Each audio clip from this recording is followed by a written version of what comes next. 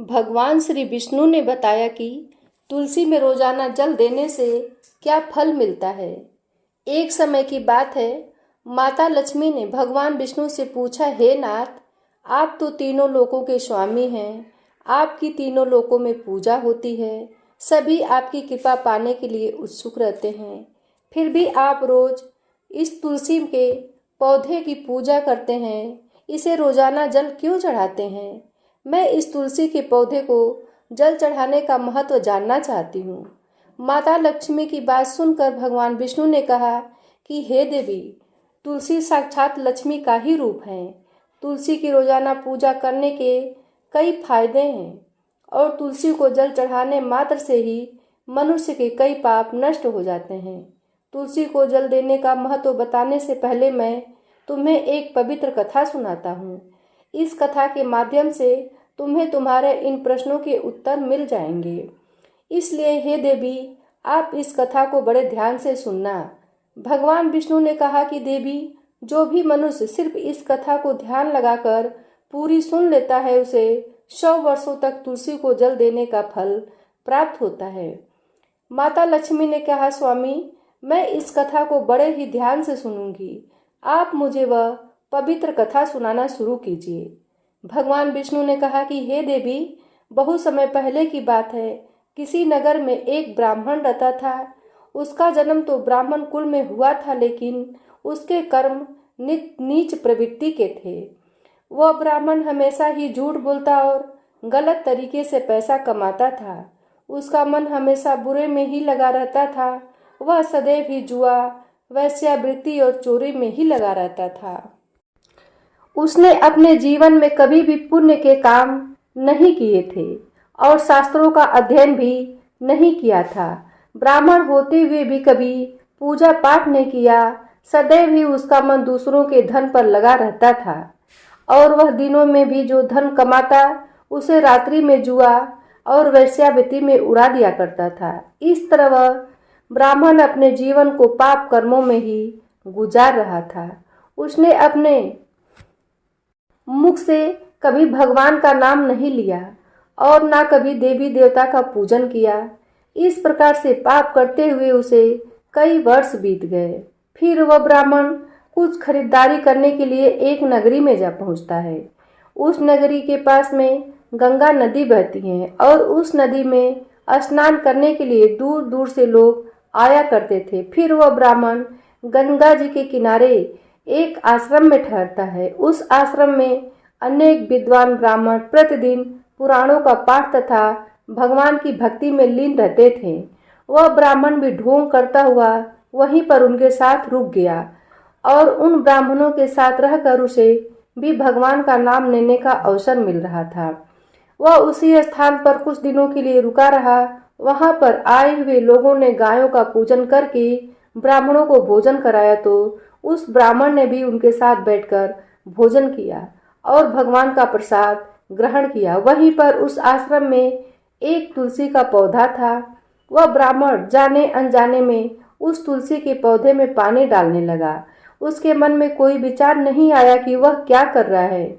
वह प्रतिदिन सुबह उठकर बाल्टी में पानी लेकर तुलसी के पौधे में डालता था। यह उसका रोजाना का नियम बन गया था। फिर एक दिन की बात है, वह आश्रम में सोया हुआ था। तभी अचानक उसके पास एक काला सर्प आया और उस काला सर्प ने उसे नींद में ही डस लिया और थोड़ी ही देर में उस ब्राह्मण की नींद में ही मृत्यु हो गई। और जब सुबह दूसरे ब्राह्मणों ने उसे इस अवस्था में देखा तो उन्होंने उसके मुख में तुलसी पत्र और तुलसी जी का जल डाल दिया।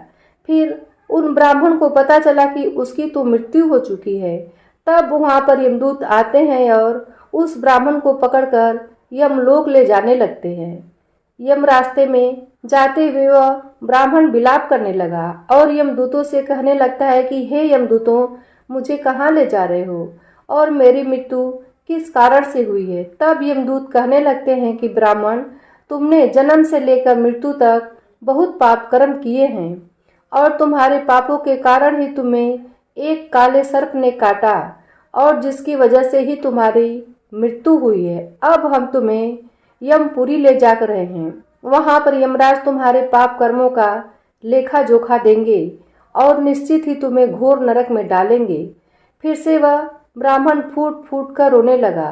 उन यमदूतों से माफी मांगने लगा, किंतु यमदूतों को उस पर जरा सी भी दया नहीं आई और वे उसे मारते हुए यमलोक लेकर गए। जब यमदूत उस ब्राह्मण को लेकर यमराज के सामने उपस्थित हुए तो यमराज के पास बैठे हुए चित्रगुप्त ने उन ब्राह्मण के कर्मों का लेखा जोखा निकाला और यमराज से कहने लगे कि हे धर्मराज, इस ब्राह्मण ने तो अपने पूरे जीवन में पाप ही किए हैं, पूरे जीवन पाप किए हैं। इसने जीवन में कभी पुण्य का काम नहीं किया है।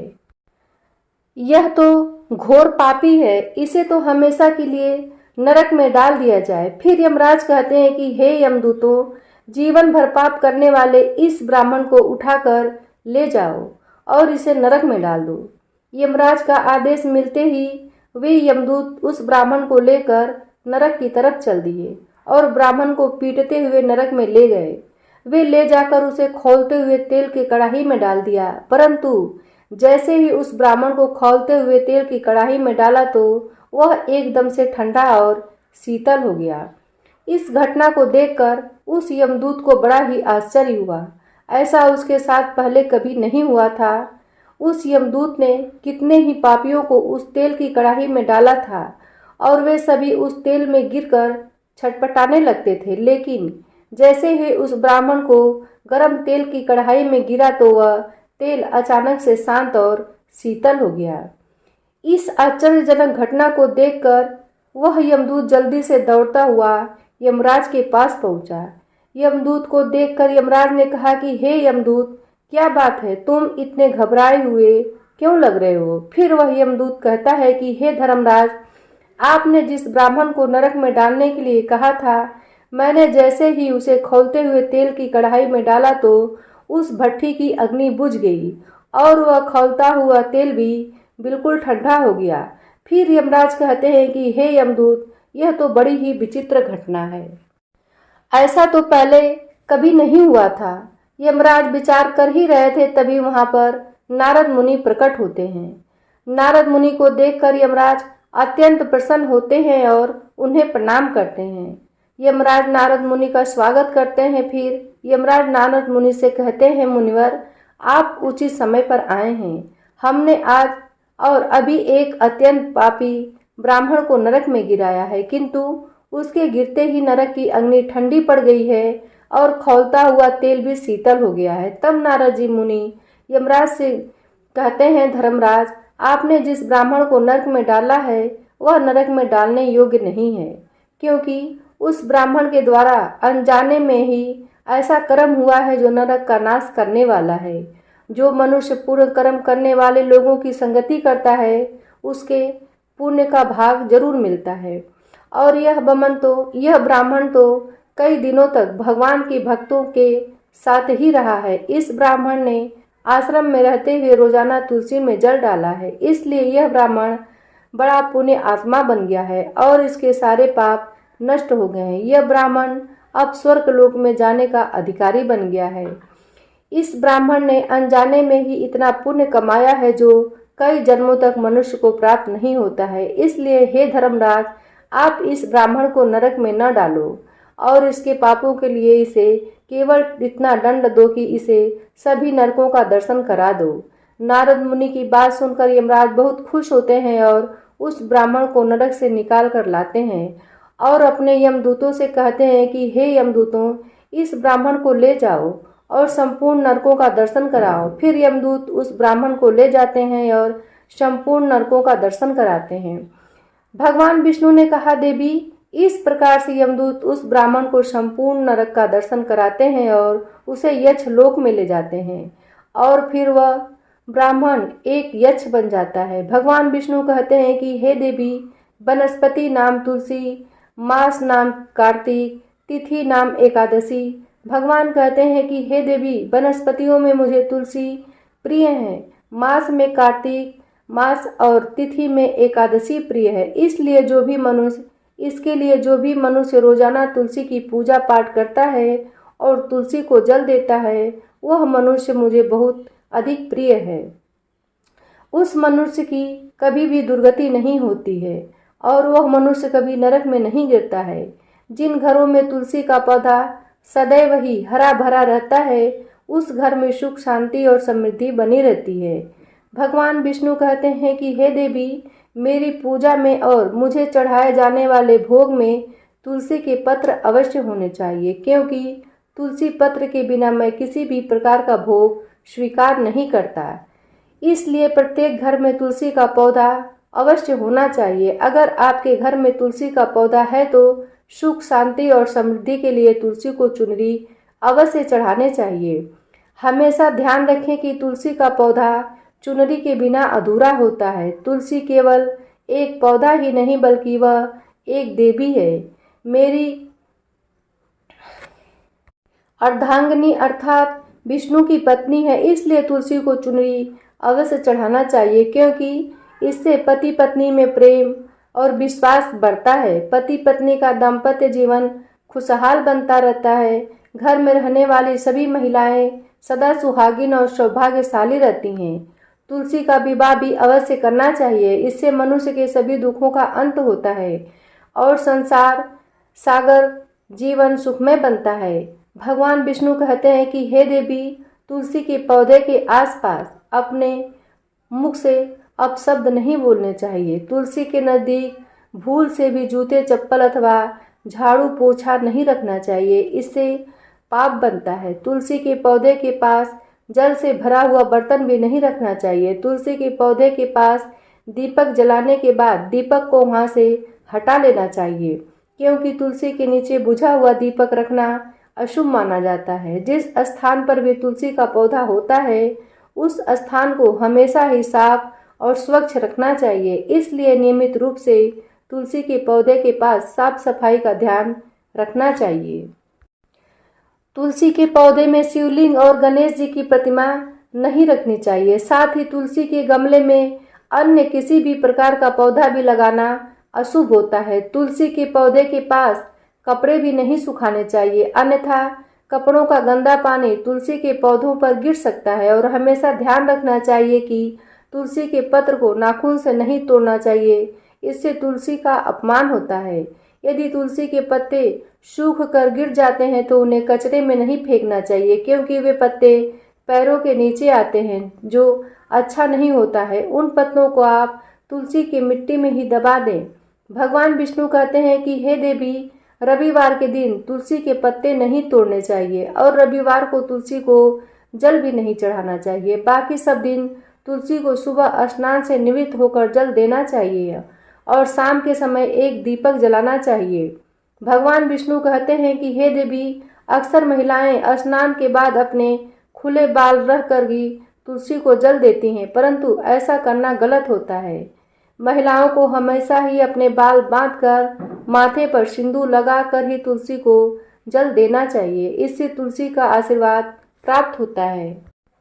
घर में तुलसी का पौधा लगाते समय ध्यान रखें कि इसके लिए गंदी मिट्टी का उपयोग नहीं करें, साफ और स्वच्छ मिट्टी का ही उपयोग करना चाहिए। इससे तुलसी माँ रूठ जाती हैं और सूखने लगती हैं। तुलसी का पौधा कभी भी गंदे स्थान या गंदी मिट्टी में नहीं लगाना चाहिए।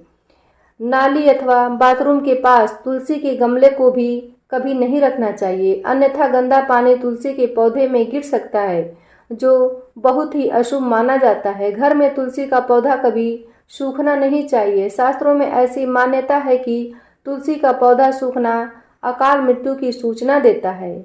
घर में तुलसी का पौधा सूख जाए तो घर की सुख समृद्धि खत्म हो जाती है। सूखी हुई तुलसी में माँ लक्ष्मी का वास नहीं होता है। भगवान विष्णु कहते हैं कि शास्त्रों के अनुसार मासिक धर्म के दौरान महिलाओं को तुलसी के पौधे में पानी नहीं डालना चाहिए और तुलसी को स्पर्श करना भी वर्जित है। तुलसी को बिना स्नान किए जल नहीं देना चाहिए और पैरों में चप्पल आदि पहनकर भी तुलसी को जल नहीं देना चाहिए। तुलसी को जल देते समय ध्यान रखें कि वह जल आपके पैरों पर ना पड़े, इससे तुलसी का अपमान होता है। भगवान विष्णु कहते हैं कि नित्य तुलसी के दर्शन से मनुष्य को स्वर्ग की प्राप्ति होती है और तुलसी पत्र के सेवन से उसके सभी पाप नष्ट हो जाते हैं। तुलसी का पौधा हमेशा घर के सामने लगाना चाहिए। इसे पूर्व अथवा उत्तर दिशा में लगाना सबसे अधिक शुभ होता है। तुलसी के पास मरुस्थलीय पौधे रखना बहुत ही शुभ माना जाता है। ऐसे पौधों से नकारात्मक ऊर्जा निकलती है। शास्त्रों में कहा गया है कि जिन पौधों से हरी भरी कलियों की उत्पत्ति ना हो, उसके स्थान पर कांटे निकलते हो, तो ऐसे पौधों को तुलसी के पास कभी भी नहीं रखना चाहिए। शास्त्रों में केले के पौधे का विशेष महत्व बताया गया है। अगर तुलसी के पास केले का पौधा लगा देते हैं तो कई गुना अधिक लाभ प्राप्त होता है। भगवान विष्णु कहते हैं कि केले के पौधे में देवी स्वयं मेरा वास होता है। इसे तुलसी के पास लगाने से घर में सुख समृद्धि आती है। तुलसी के पौधे में शालिग्राम भी अवश्य रखना चाहिए।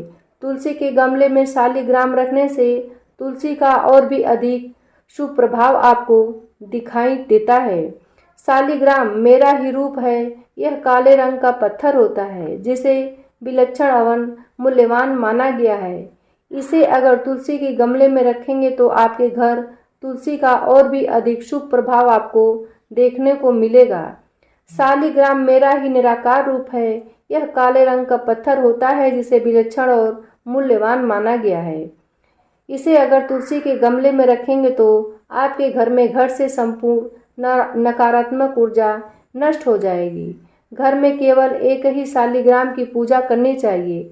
भगवान विष्णु कहते हैं कि देवी मेरी मूर्ति से कई गुना ज़्यादा उत्तम होता है शालिग्राम की पूजा करना। शालिग्राम को चंदन लगाकर उस पर एक तुलसी पत्र रखना, प्रतिदिन शालिग्राम को पंचामृत से स्नान कराना चाहिए। ऐसा करने से मनुष्य के सभी पापों के सभी जन्मों के पाप नष्ट हो जाते हैं। शालिग्राम सकारात्मक और सात्विकता का प्रतीक होता है। इस प्रकार भगवान विष्णु ने माता लक्ष्मी को तुलसी के पौधे को जल देने का महत्व बताया है और घर में तुलसी का पौधा लगाने के सभी नियम भी बताए हैं।